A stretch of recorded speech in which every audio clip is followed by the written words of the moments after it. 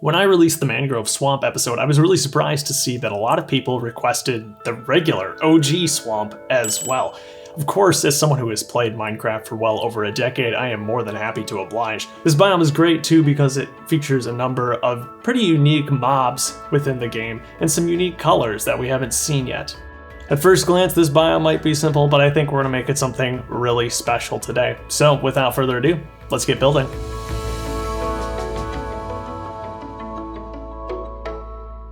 To give this biome some proper breathing room, I am going to make a full chunk that is 32 by 32 studs or 16 by 16 blocks in the game for this biome to take up. That's the same size as the village we did back in episode 3, so pretty chunky. That means there'll be plenty of room for witch hut, a few trees, water, and all the mobs I want to populate this thing with.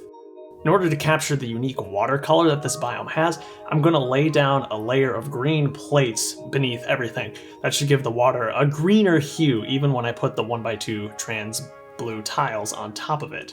And yes, we're bringing out that lovely bag of trans blue tiles again. I no longer have the 1200 that I started out with, but we are by no means hurting at this point either. And boy oh boy, that tiling process never gets old.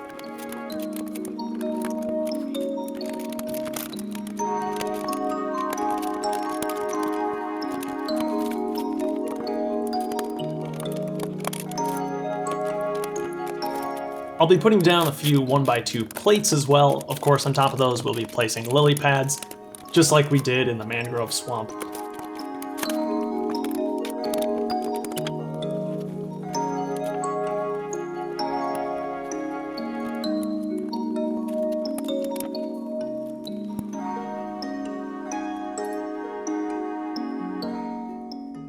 I'll fill in the gaps of the water with dirt, and then I'm going to mark out the place where I want to put the witch hut, and then I'm going to mark out 2 locations for trees, just so I don't tile over these later, because there's a lot of tiling to do.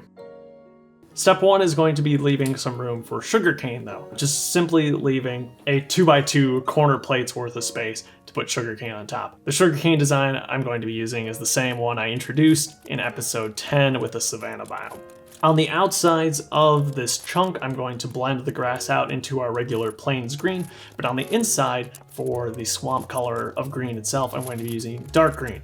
Most of these bricks I picked up from Lego Pick-a-Brick, purchasing a number of jumpers and 2x2 tiles as well. I love the dark green color of this biome. It's really going to stand out compared to even the mangrove swamp right next to it, which is really cool to see.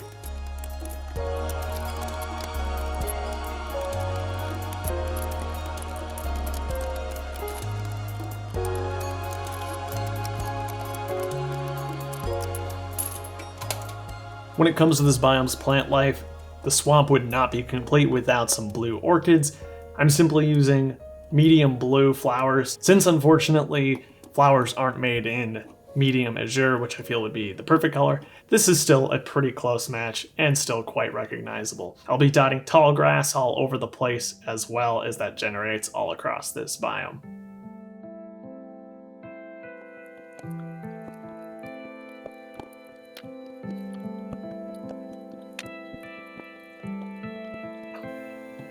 I'm definitely liking the vibe so far, and I think the green underneath the water works pretty well. It's definitely going to stand out from the other water sections that I've done so far.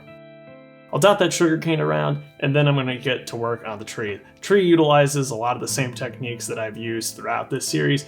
The main goal is to make sure that there are no visible studs or anti-studs, so that involves a lot of snot construction, studs not on top, around the base, making sure that's all going to look flat, because these trees are pretty tall and it will be easy to see underneath them. I'm mixing in 1x1 trans dark green round plates in here just to add some additional texture to the leaves. I was surprised to find that these trees are actually quite different from oak trees in that they are 7x7 blocks instead of your typical 5x5 blocks, so they do take up a lot more surface area. For vines, I'm going to be using LEGO's official design, just using 1x2 plates instead of 2x2 corner plates because they don't exist in dark green, that I'm aware of.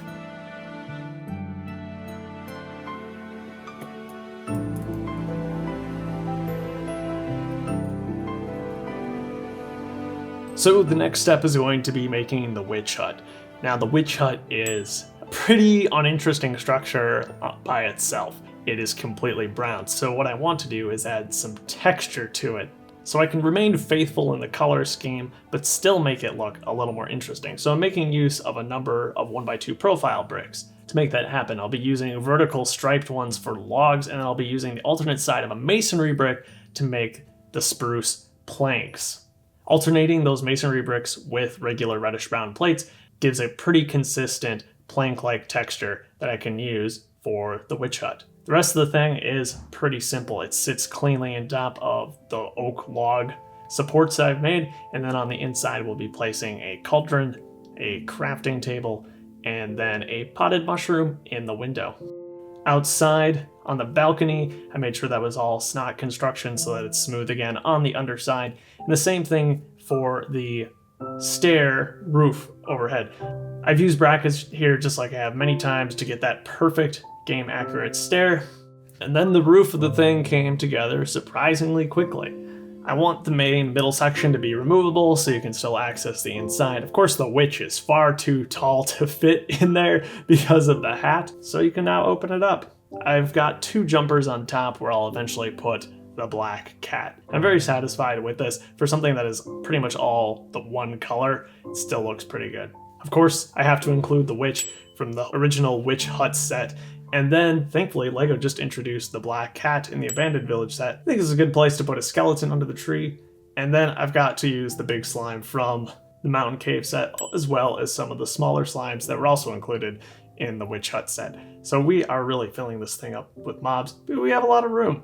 Also put a family of pigs, because why not? You can get a lot of passive mobs spawning in this biome. This seems like a great place to put them in, as the whole idea of this display is to showcase what the LEGO Minecraft line has to offer. As you probably noticed earlier in the video, this does directly connect to the Mangrove Swamp module that I did a few episodes back. That's the only one it connects to at this point, but eventually we're going to continue to fill in those gaps and really flesh out this world.